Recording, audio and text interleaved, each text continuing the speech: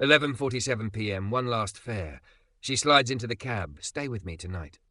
By sunrise, a scandal explodes, and the precinct is calling his father's name. Before we dive in, make sure to hit subscribe, tap like, and share this video. The more voices we reach, the louder these stories become. And drop your city in the comments. Let's see where love finds us. The radio snapped at 11:47 p.m, right when Marcus Hale had promised himself he'd kill the meter, hand in the keys, and let the night have the rest of itself. One last ride, he'd told the visor mirror an hour earlier. Tomorrow, orientation. No more strangers in the back seat deciding where his life turned. Car 12, VIP at the Grand Regent, Michigan Avenue. You close? He could have said no. He could have said he was off. But textbooks didn't care about boundaries, and his mother's rent reminder still glowed unread. Car 12 en route, he said, and the Crown Vic hummed like a tired old dog that still wanted to run. The hotel rose from the sidewalk like glass cut from moonlight. Black sedans idled, a doorman bent toward their tinted windows as if confiding with kings. Marcus eased to the fringe, yellow paint, the only primary colour in a scene scripted for silver and black. The doorman glanced at him, hesitated, then shook his head, the kind of dismissal you learned not to collect. Marcus reached for drive. Then she stepped out, thick hips in a velvet dress that loved them back, shoulders bare and pale under the revolving door's soft gold, blonde hair spilling in loose, glossy waves that caught every shard of light. She was beautiful without apology, and the apology that usually lived in rooms like this, sorry I take up space, did not live in her eyes tonight. They were bright, rimmed red, unsteady. She bypassed the black cars. She came straight to the cab. She opened the rear door, slid in, leaned forward until he felt the warmth of her breath at his ear, and whispered, "Stay with me tonight." Her voice wasn't flirtation. It was a plea that had outrun pride. Marcus looked at her in the mirror, blue eyes steadied on his, mouth a soft, ruined red. "Where to?" he asked. "Anywhere that isn't here," she said. "Please." He pulled away from the curb. The meter clicked, clocking seconds that mattered less than the way her shoulders dropped when the hotel shrank in the rear glass. The city opened in front of them, steel ribs, lake silver, the long lit spine of the avenue. "I'm Marcus," he said, because names can turn a car from a box into a room. She hesitated. Vivian Cross. The last name landed. Cross Manufacturing was stamped on scaffolds, cranes, stadium wings. He kept his eyes on the lane markers. "You okay, Miss Cross?" She let out a laugh, shaped like a crack in porcelain. "I called off an engagement 6 minutes before the toast. 600 donors. My mother. A senator. I think okay is an hour away." "Sometimes an hour is all a body needs," he said. "You hungry?" She blinked, as if the question surprised her more than anything that had happened all night. "I haven't eaten since noon." He took Lower Wacker to shake paparazzi ghosts, then slid into a diner that never closed, the kind with pie domes glistening like trophies. Fluorescents buzzed. A waitress with a name tag that read .E in tired script sized them up, decided she liked them, and poured coffee until both mugs steamed. They sat side by side at the counter, her velvet, his thrift store peacoat, strangers whose quiet somehow matched. "You know how sometimes rooms are so loud you can't hear yourself think?" Vivian murmured. "That ballroom was a hurricane. Getting into your cab felt like stepping into the eye." "Last ride of the night," he said, and realized the truth of it pressed warm against his ribs. "Last ride?" She turned toward him. Up close she was even more, freckles dusting her collarbone, lashes clumped from tears, a woman who was sexy because she didn't apologize for the life in her body. "I start law school in the morning," he said. "Been driving nights to stack tuition. Tonight was supposed to end clean." "Did I ruin your clean ending?" He shook his head. "You saved it from being quiet." Dot slid them pie, key lime for her, pecan for him, and retreated with the practiced invisibility of those who ferry other people's lives. Vivian ate like a woman remembering the pleasure of being hungry, then set her fork down and stared at her hands. "He was perfect on paper," she said. "Old family, new jawline, shares that grow themselves. My parents love numbers. He looked great on a spreadsheet, but he never once asked me what I wanted. Not once." "What do you want?" Marcus asked. She lifted her eyes. Something steadied. "To be a person, not a profile. To do something with the money that isn't buying more rooms for men to congratulate each other in. To be seen." She gave him a look that felt like standing on a precipice and finding a hand. "What do you want, Marcus?" He could have given the safe answers. Graduate, pass the bar, get his mother a porch swing that didn't splinter. Instead, he said, to keep people from being buried because they can't afford the shovel. They drove. He took her down 47th to the mural, faces of poets and ball players, saints and regulars, colours loud enough to drown out a decade of headlines. He showed her the church that raised a Friday into Sunday with harmony alone. The corner where his father used to swap stories at the barber shop until chemo made the weeks too long. The playground where he learned both to box out and to back down when the math of 3-1 wasn't worth a broken tooth. Vivian pressed her palm to the window as if touch could cross glass. "Everyone talks about the South Side like it's a siren and a statistic," she whispered. "No one says anything about the way that mural makes your lungs open." "Most folks only know one story," he said, "so they keep telling it." They took the lake road. Wind bullied the water into glitter. The city's edge glowed like a promise it tried to keep every night. In the mirror, her face softened. The red around her eyes faded to pink, then to the pale that lives after storms. "What would you be doing if you weren't in this cab?" she asked.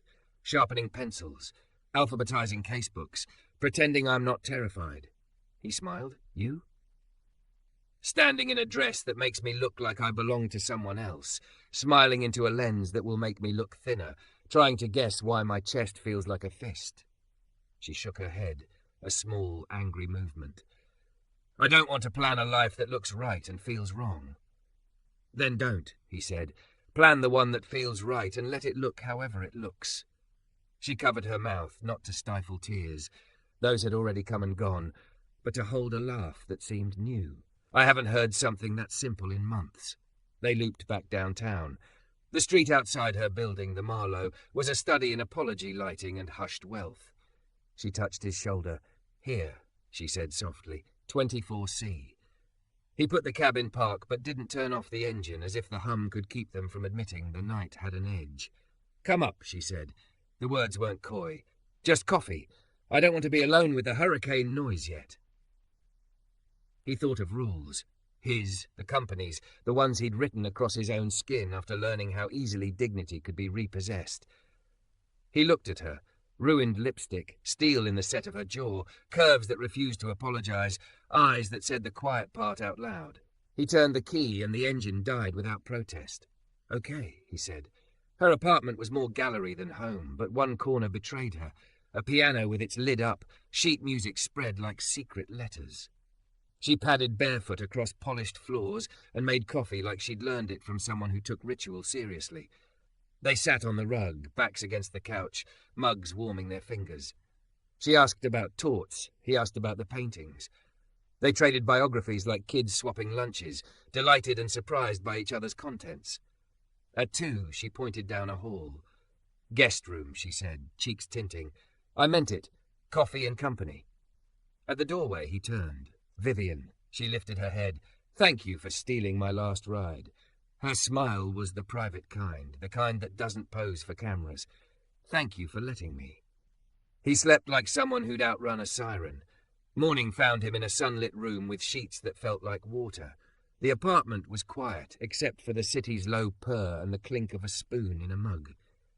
He made eggs, because kitchens were how he said thank you, scribbled his number on the back of a grocery list because the pen had no proper paper, and left the note by the French press with a stupid, happy ache behind his breastbone. On the sidewalk, he looked up. Vivian stood at the window, hand against the glass, not waving, not needing to. He got into the cab. The key turned. The engine sounded new. Halfway to the garage, his phone buzzed with an unknown number. He answered because the night had taught him that anonymous could be grace. "Did you make it to tomorrow?" she asked. "I'm on my way," he said. "Dinner," she said. "There's a fundraiser I can't dodge. Let me show you my loud the way you showed me your quiet. Come as you are. It's not your clothes I want in the room."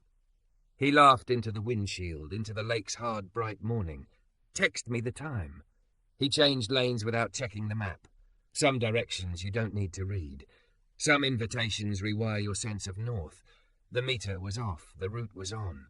And for the first time since he'd started driving, Marcus Hale felt like the last ride had ended exactly where a life begins. The museum steps were a spill of flashbulbs and velvet ropes when Marcus reached them, breath turning white in the lake wind. He'd coaxed his thrift store suit into dignity with a pressing job from the corner cleaner and a borrowed tie from his neighbour. The marble facade rose like a courthouse that had learned how to flirt. Past the barricades, a string quartet soared something expensive into the night. Vivian waited at the top, like the event had been hung around her shoulders. Silver clung to the line of her waist and spilled into a skirt that moved as if the fabric remembered water. Her blonde hair fell in waves that glowed beneath the museum's lanterns. The first thing he noticed was the curve of her mouth. The second was the way her breath stuttered when their eyes met, as if relief had to fight its way through everything else. "You clean up dangerously well, counselor in progress," she said, taking his forearm with fingers that steadied them both. "Your text said dress like myself," he said.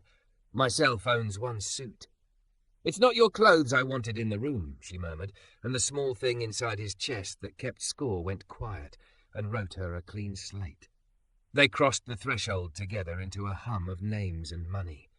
The lobby had been transformed. Bars where vitrines used to be, high-top tables under the spine of a blue whale, a donor wall glowing with softly backlit gratitude.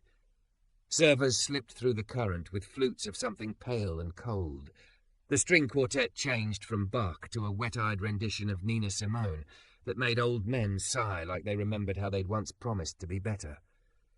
Vivian's PR handler intercepted, a woman with a headset and a dress that didn't dare wrinkle. "2 quick photos, Miss Cross," she said, eyes flicking over Marcus like a scanner trying to read a barcode. "Board wants you by the East Gallery at 7. "Simone, this is Marcus," Vivian said, saying his name like a credential. "He's with me." "With you," Simone repeated, already calculating. "Wonderful. If we could angle, no, this way, to keep the banner legible." They stood where she placed them. Lights strobed. Someone called, "Miss Cross, over here." Someone else, "Who's your date?" Vivian tightened her grip and smiled without apology. "This is Marcus Hale," she said to a camera, not looking at it. "He's the reason I'm not lying to myself tonight." Inside the galleries, the air cooled and the noise cooled with it. Guests glanced and recalculated. Marcus could read the math on their faces. Cross-cabby content, and felt his spine lengthen in self-defense. He kept his hand open at his side. Vivian kept hers threaded through his arm. A trustee's wife with a cascade of pearls that could underwrite a school asked him, "And what do you do when you aren't driving?" "Study," he said evenly. "First-year law." "Oh!" Relief unfurled in her tone like a napkin. "So this is a phase." "It's a route," he said. "The destination is the work." She blinked, then smiled the way people smile when they don't understand and don't intend to. "How lovely," she said, drifting away on a cloud of citrus and condescension. "On a scale of 1 to 10, Vivian murmured, "how much do you want to flee to tacos?" 11, he said, "but show me you're loud." She did. She introduced him to a donor whose handshake was warm and honest, to a curator who talked about the ethics of acquisition like it mattered, to a pediatric surgeon with tender eyes and an anger that lived very near the surface. With each conversation, the room sharpened, from pageantry to people. When someone called him driver, without looking up, he let it pass like a wave over rock. When a young couple asked real questions about bail and public defence, he answered until their faces changed shape around the learning. Not everyone wanted to learn. Near the East Gallery, a man peeled away from a cluster and intercepted them with the proprietary familiarity of someone who believed his name deserved its own line on a building. Tall, immaculate, jaw-edged like a blade. He extended his hand to Vivian, not to Marcus.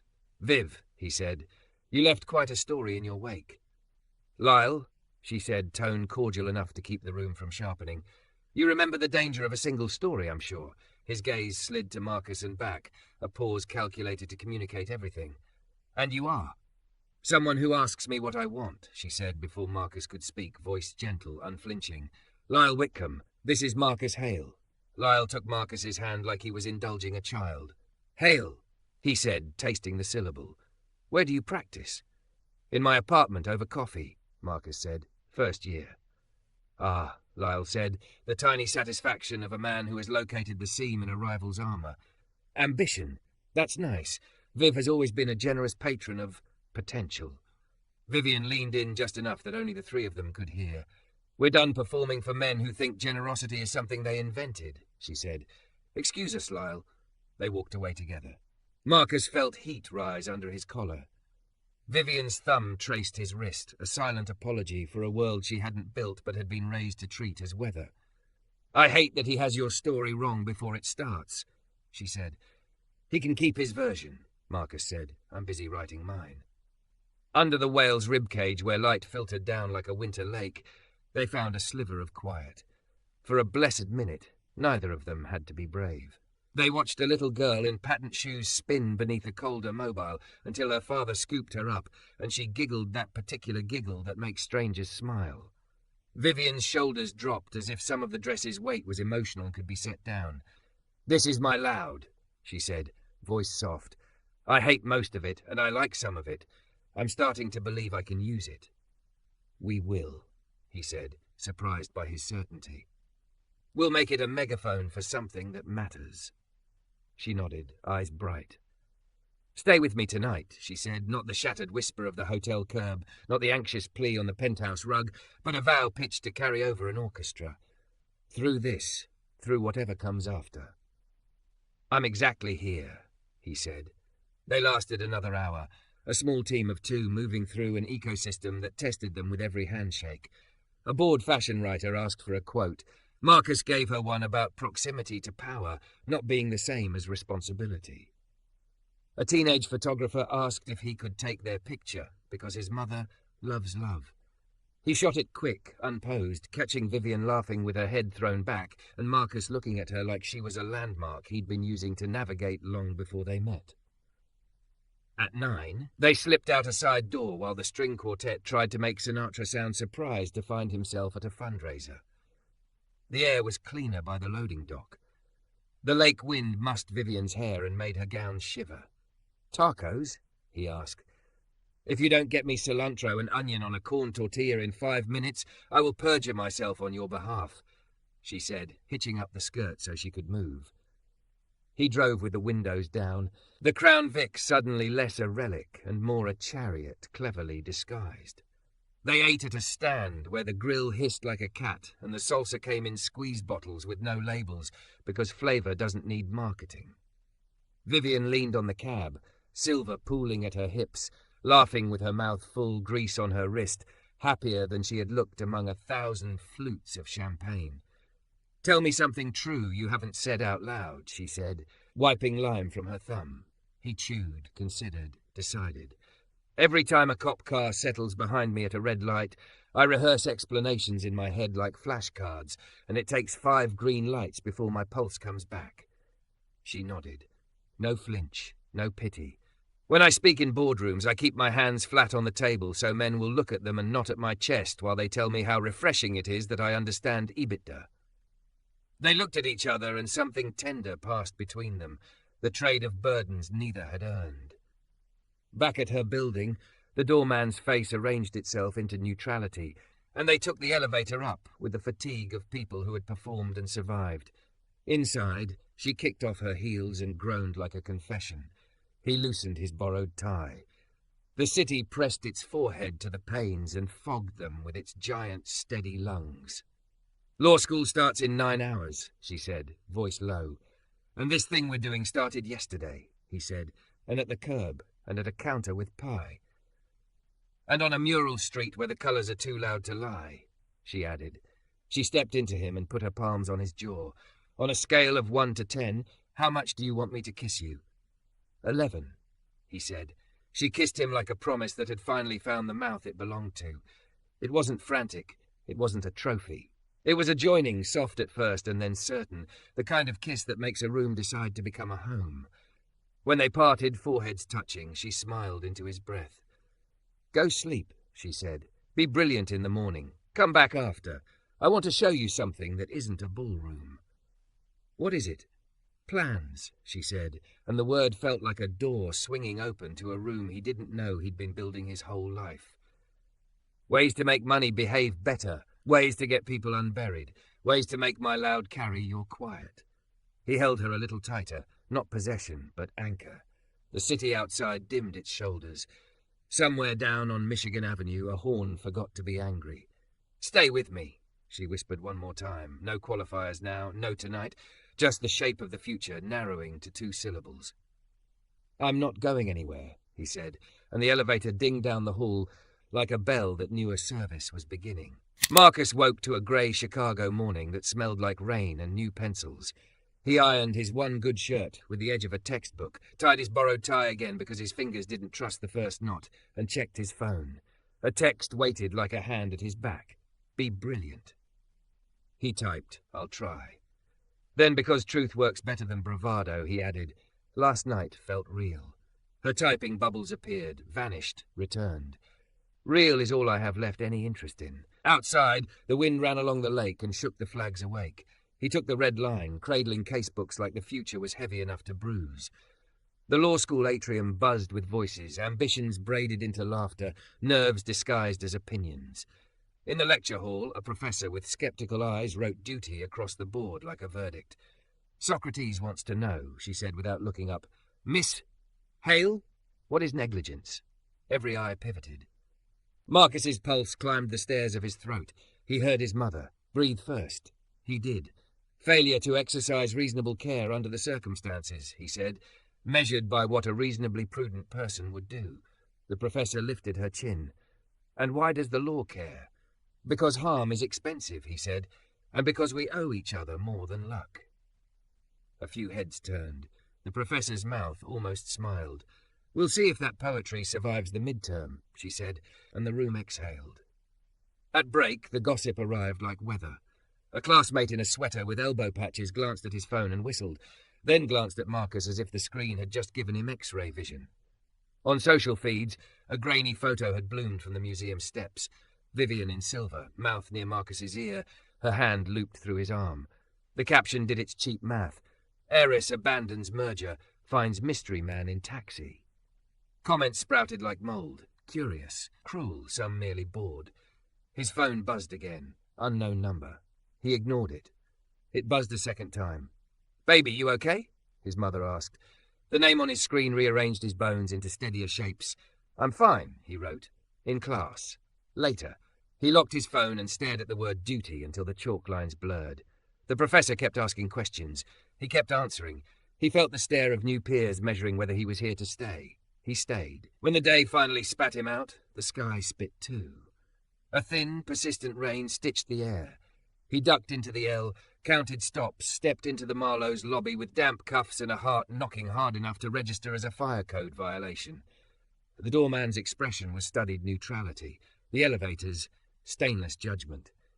Vivian opened the door with a pencil behind one ear and conviction in her eyes. The velvet was gone. She wore jeans and an oversized sweater that did nothing to apologize for her curves and everything to make them look like power. The living room had become a war room. Legal pads, spreadsheets, post-its like confetti with intent, a whiteboard threatening to list its way off the wall. "I hate hiding," she said, dragging him into the papery storm. "Simone wants me to issue a bland statement about privacy and gratitude for support. My father wants me to go to Vale and let it blow over. I want to do something that makes this noise worth it." "What does that look like?" She pointed. On the whiteboard, Cross-Fellowship for Freedom, underlined twice. Below it, bail relief, expungement clinics, PD caseload support, court watch, community liaisons paid no volunteer martyrdom. Board 50% neighborhood leaders, 50% legal finance. No vanity seats. "I've been writing these notes for months," she said. "But last night, you made it feel possible. If I can't control the story, I can at least make it tell the right truths." Marcus read the board. He could see the bones of it and the blood it would need. "Bail relief needs a risk model," he said. "Not hedge fund nonsense, real human calculus. Family ties, job stability, school enrollment, prior failures to appear and why. PD support can't just be a check. We need bodies, investigators, social workers, scanners that don't jam. Expungement clinics have to go where people already gather. Church basements, barber chairs, rec centres." Vivian was already writing. "Churches, barbershops, schools. Who do we call first?" "Pastor Green on 63rd, he said, "and Mr. Lewis at Fade and Faith. He's been doing record advice between lineups for a decade." She wrote the names like a prayer. "Budget? Seed 10 million, he said, and when she didn't flinch, he added, "Sustain with smaller donors too, so it doesn't die if one rich person gets bored. Build a monthly base. $20 from 1,000 people beats one gala where the salmon is smug." She laughed, quick and real. "Amen. Governance? Transparency like it hurts," he said. "Publish minutes, post grants, open meetings quarterly, pay stipends for community board members so participation isn't a luxury." "Communications?" she asked, eyes bright. "Tell stories without stealing them," he said. "Faces only with permission. Data like a drumbeat, not a cudgel. And you use your last name to open doors, then step aside so the right people walk through first." Vivian set the marker down and looked at him, eyes shining in a way that wasn't tears. "Stay with me tonight," she said, not as a plea but as a plan. "Let's build until the noise outside has to learn our words." They built. Simone called and left 3 voicemails, each more urgent than the last. Vivian texted back, "Can't talk," making a thing. Her father called. She let it ring out, then typed, "I'll call when I have something worth your worst questions." The pediatric surgeon from the museum sent an email with the subject line, "We need this." A public defender wrote, "If this is real, I'm in. Our copier is older than my intern." They wrote bylaws that made both of them wince and then nod. They sketched a cash flow forecast on butcher paper and wrote "eat the boring parts" in the corner so they would remember to build systems before charisma. They argued about name. Vivian liked Cross Fellowship because she wanted her family to be forced to watch their legacy change shape.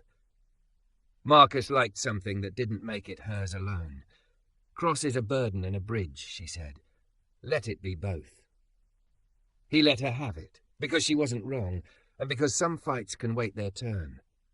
They ate takeout on the floor, Thai that set his sinuses ablaze and made her moan with relief. She scrolled while he did dishes.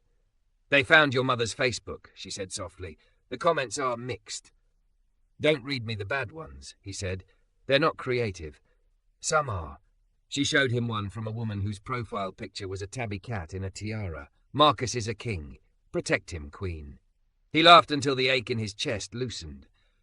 At midnight, they drafted a mission statement that made them both sit back in silence for a minute and then keep tinkering because humility is a better editor than pride. At 1, he called Pastor Green, apologizing for the hour. The pastor said, "Son, I don't sleep before the Lord confirms a headline," and agreed to host the first clinic. At 2, they picked a date for a press conference and prayed for courage without pretending they weren't terrified. Around 3, the city thinned to its bones. Vivian's hair came loose and fell down her back. Marcus's tie abandoned its post and slouched on a lamp like a flag after a battle. The whiteboard was full. Their hands were stained with ink and takeout sauce and the human evidence of choosing. He checked his phone. A message from his mother waited. "Proud of you even when you're quiet. More when you're loud. Tell that girl I said thank you for feeding you." He sent back a photo. Vivian asleep on the floor with a highlighter uncapped in her fist, the whiteboard behind her loud with plans. His mother replied with a single heart that looked steadier than any headline. He covered Vivian with a blanket and sat by the window. The lake, even in darkness, made itself known.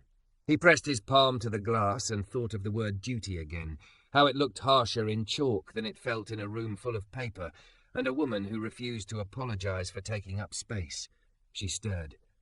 "You still awake?" she murmured. "Yeah. You still staying?"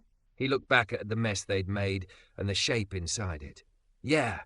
She smiled without opening her eyes. "Then let the internet talk," she whispered. "We'll give it something worth saying." Rain stitched the last seams of night. Dawn waited just off stage, patient as law, inevitable as the truth you choose out loud. Dawn broke the colour of pewter, and the lake shoved a blunt wind against the glass as Vivian clicked off her phone and set it face down on the counter. "If I check those notifications again, I'll forget why we're doing this," she said.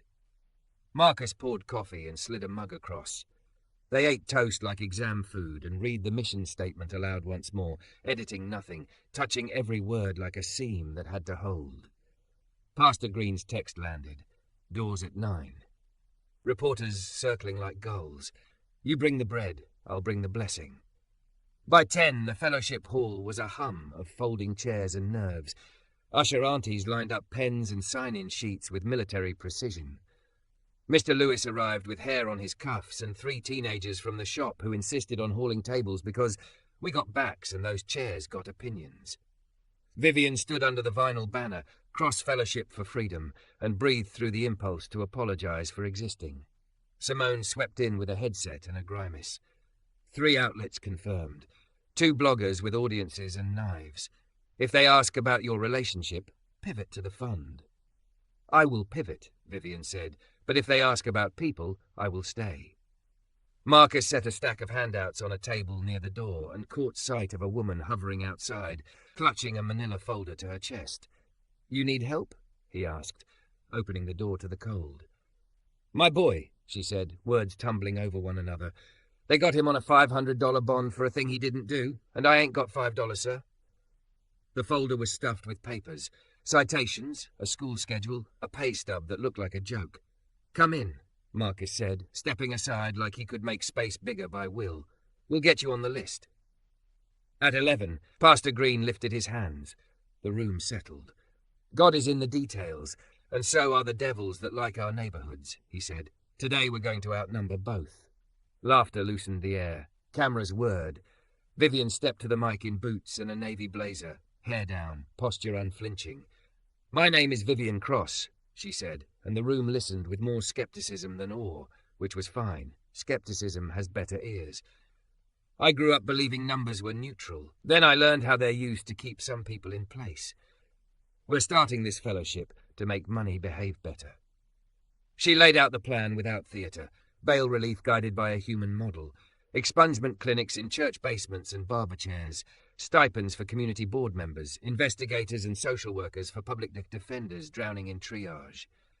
We will publish every dollar, she said. If we waste your trust, we don't deserve your money.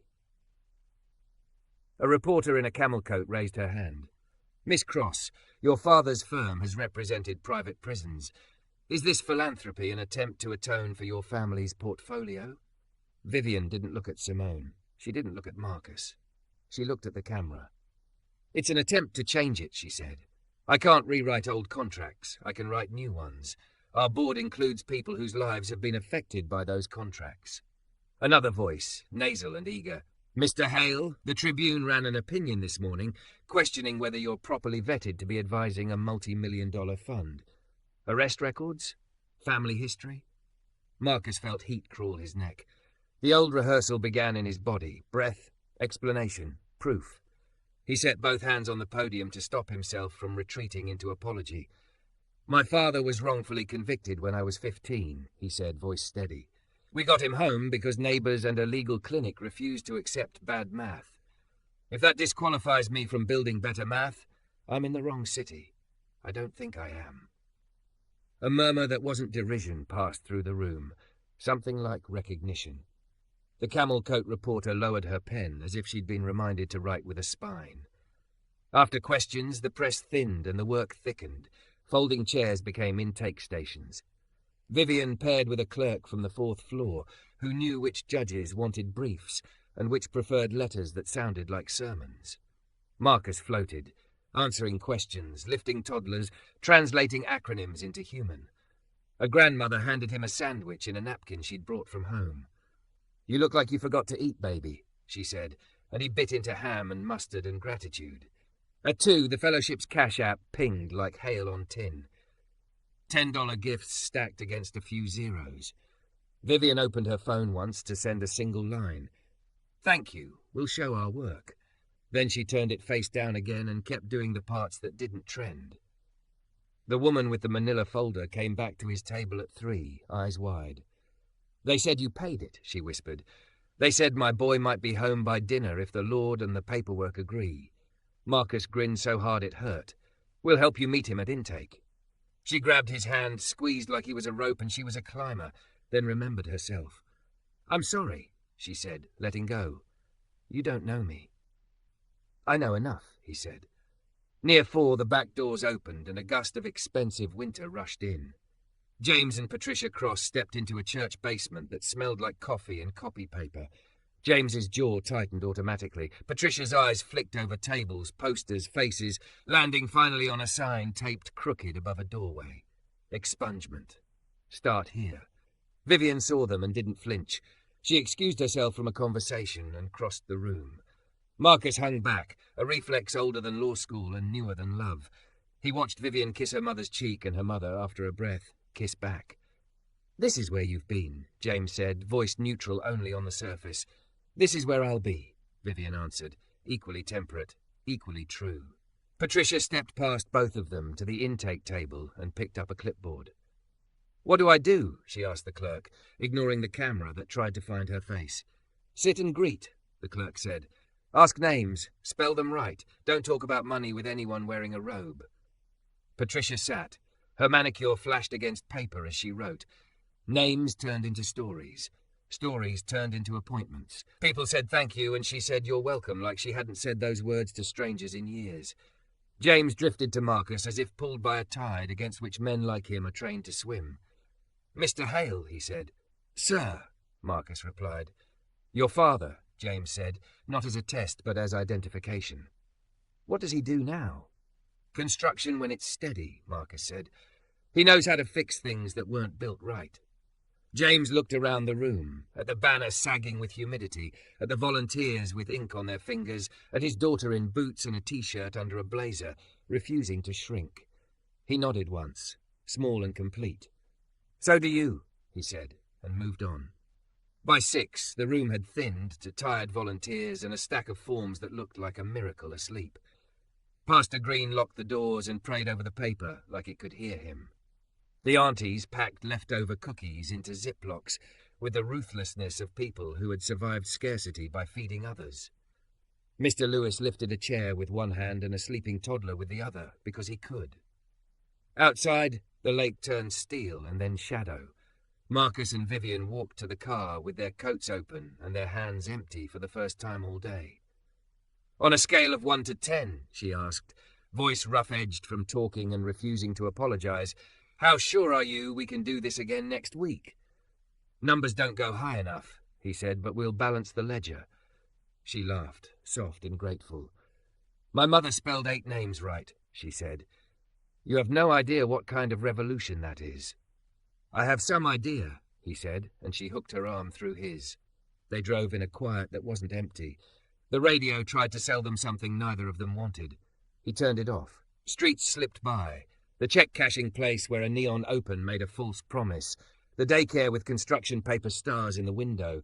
The mural that looked brighter at night because the city gave it back the light it had loaned. At a red light, Vivian leaned across the console and pressed her mouth to his knuckles. "Move in," she said, not as a demand but as an offering. "Not in theory. In practice. My place is a storage unit until your books are on the shelves." He didn't tease the moment into a joke to hide inside. He nodded once, then again, because agreement sometimes needs more than one seal. "My lease is paid through May," he said. "Boxes can happen between briefs." She took a key from her coat pocket, warm from her palm, not from metal. "Stay with me tonight," she said, the words grown into a shape big enough to hold a vow. He closed his fingers around brass and bone. "Always," he said, and the light turned green like a benediction that didn't need a church to make it work. The call came at 5:12 a.m., slicing the dark like a bad verdict. Vivian's phone buzzed wild on the nightstand. Marcus was already sitting up, awake in the way you get when your life keeps asking for proof. "Vivian Cross," she answered. Voice sounded down. "Pastor," came the reply, low and grave. "News is running with it. Kid we posted last week. Missed court. Picked up on a bench warrant last night. They're saying bail fund chaos. County board is calling an emergency hearing at noon." Marcus swung his legs out of bed. "Was anyone hurt?" "No," Pastor Green said. "Just a missed date because the notice went to an address he hasn't lived at since February. But folks don't sell nuance for breakfast." "We'll be there," Vivian said. She ended the call, set the phone down, and met Marcus's eyes. "They're coming for the fellowship." "They'll get the fellowship," he said evenly. "They won't get us." They moved like a practiced team. Coffee, toast, the binder with their numbers. Vivian's blazer over a white t-shirt that refused to apologize for her curves. Marcus in the suit he kept for rooms that measured worth in seams. On the way out, he texted the kid's mother. "We're with you. We'll fix the address issue. Meet me outside courtroom 402 at 9. The courthouse smelled like paper and raincoats. Marcus found the mother, Latrice, in a hallway that felt too narrow for what people carried through it. She had a plastic bag with a change of clothes for her boy and hope wrapped in irritation. "They sent the letter to his old aunties," she said, showing him the envelope. "The wrong street, bright as a mistake." "We'll make it right," Marcus said. He flagged the clerk they knew from clinic days. "Miss Daniels, we have a bad address on a notice. Can we get it corrected and a new date?" "Let me see," she said, fingers already dancing the county's bad waltz with the database. She frowned, then nodded. "New notice will go to 71st. I'll staple it to his release paperwork if the PD gets him out this afternoon." "Thank you," Latrice breathed. "I don't want him learning a new kind of wrong for a missed letter." "He won't," Marcus said. "Not today." At 11, the county board chambers were already hot with microphones. News vans idled outside like hunting dogs. Lyle Whitcomb stood at the back with a lobbyist's posture and a portfolio tucked like a blade. James and Patricia Cross slipped into a row off the aisle, their expressions a treaty between fear and pride. Vivian adjusted the mic, eyes steady. "You all know my name by now," she began. "You may not know the names of the people who've sat in plastic chairs for hours to get a fine corrected that never should have been written, who've watched a job evaporate because $500 made freedom optional. Those are the names we brought with us." A board member with a smile like a speed limit sign leaned in. "Miss Cross, are you saying your fund never makes mistakes?" "I'm saying we publish our numbers," Vivian replied. "We posted bail in 42 cases last week. 39 appeared. 3 did not. 1 because the notice was misaddressed, 1 because his ride cancelled at the last minute, 1 because he was in the ER with his mother. No new charges. No violence. If a hotel had a 93% check-in rate, you'd say it ran like a dream." "You're comparing public safety to hospitality," the member sniffed. "I'm comparing math to math," she said. Lyle rose from the back. "With respect, Miss Cross," he said, savouring each syllable like it had been aged. "Statistics are one thing. Headlines are another. Your endeavour invites both." Vivian met him halfway across the room with a look that called him by his whole name. "Headlines bend," she said. "People break. Our work is to keep people from breaking." Her phone buzzed on the table. Marcus glanced. Unknown number, precinct callback. He slid his chair back and answered in a whisper. "Hale." "Thomas Hale was picked up on a warrant this morning," the voice said, "bringing him into holding." The world tunnelled. "Impossible," Marcus said, too quiet for anyone but the phone to hear. "His case is cleared." "System shows a failure to pay from 2010, the officer recited. "You want to talk. Talk to the judge." Marcus looked at Vivian. She was watching him while refusing to stop being the person at the microphone. He covered the phone and leaned in. "They picked up my father on a bad warrant." She didn't flinch, didn't falter. Her hand found his under the table and squeezed once. "Go. I've got this." He was moving before he stood. At the precinct, the air was tired and fluorescent. Marcus introduced himself at the desk. "Hale, I'm here for Thomas Hale." The officer checked, frowned. "Paper says failure to pay on a municipal fine." "That fine was vacated," Marcus said. "Expunged last month. Case number." He rattled it off. "Computer doesn't show the update," the officer said. "It'll have to be sorted at intake." A public defender hurried in, breathless, tie askew. "They called me," she said to Marcus, shaking his hand. "Hernandez. We've met at clinic." "Thank you," he said, feeling his voice reach for air. They stood at the glass, watching Thomas led in. Older than the last time a courtroom had tried to name him, eyes still warm, dignity still fitted. He saw Marcus and shook his head like, "Don't you dare be ashamed of what isn't yours." "Mr. Hale," Hernandez said through the slot, "we're going to correct a clerical error. You might miss lunch, but you're not staying." Thomas grinned with the gallows humour of men who have survived systems. "Missed worse," he said. They hustled. Calls were placed. Miss Daniels at the courthouse found the missing entry and pushed it through like a midwife. The judge signed a cursory order with a sigh that sounded like a bureaucracy unwrinkling one corner of itself. At 1:43, Thomas walked out with a paper in his pocket that said he could live today like a man who had paid his debts. Marcus hugged him in the lobby. "I'm sorry," he said into a shoulder that had carried too much. "For what?" Thomas asked. "Your life is putting a hand on the lever. Levers squeak." Marcus laughed once, a raw sound. "Come with me," he said. "I want you in the room where they decide whether our levers get to keep working." Back at the board hearing, a woman from Austin told a story about a missed court date that cost her a month's wages and nearly her home. A PD described calendars where names turned into case numbers because he had 90 files in an afternoon. Vivian stood, still calm, still unbent. Marcus slipped in beside her. She glanced, took in Thomas at his shoulder, and her mouth softened the way it did when life insisted on being a parable. A board member asked for closing statements. Lyle straightened, ready to turn concern into policy that would starve anything not born at a gala. Before he could rise, James Cross lifted a hand. "Madam Chair," he said, voice cutting across the room like a good objection, "if your concern is oversight, let's have it. Quarterly audits, public minutes, seat for the public defender. But do not confuse supervision with strangulation. I've practiced law long enough to know the difference." Patricia, at his side, lifted a clipboard from her purse. 8 names, she said. "I spelled them all right last week. If this body votes to starve this fund, make sure you spell those names right when you tell those families why." Silence fell, brief and clean. The chair called the vote.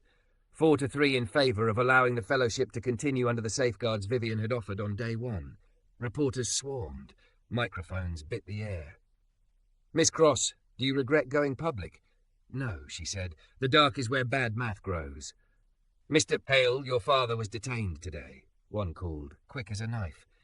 "Isn't that exactly why we need these systems to talk to each other?" Marcus said, stepping toward the camera instead of away. "Exactly why we publish mistakes and fix them instead of pretending perfection is the same as justice." Outside, the lake shoved wind at their faces until the adrenaline burned clean. Latrice was waiting on the courthouse steps, her son beside her in the same hoodie he'd been arrested in, now zipped against the cold. She held up the new notice, the right address bright as a correction. "Thank you," she said. "We'll go with you," Vivian said. "Bring your mother if she wants. We'll make a day of it and eat pie after." Latrice smiled in a way that made the cameras useless. "I like pie," she said. They walked to the car with Thomas between them, Patricia and James a few steps back, past a Green already on the phone lining up rides for Tuesday. Mr. Lewis texted a photo of the barbershop signboard. "Got a new date? We got a ride." By the time evening settled and the city put on its jewellery, their apartment looked like a storm had had a meeting with a filing cabinet. Marcus kicked off his shoes. Vivian leaned against the counter and let her head thunk softly against the cupboard. "On a scale of 1 to 10, she murmured, "how tired are you?" 17, he said. "How scared were you when I left?"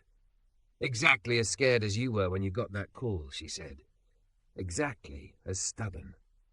They ate noodles bent over the sink like grad students and saints. They washed 2 mugs because the rest were already working. They stood at the window with the lights off and the lake flexing its quiet, and the whole day finally poured through them. She turned, palms on his jaw, eyes the bright blue of someone who has refused to blink to keep from missing her own life.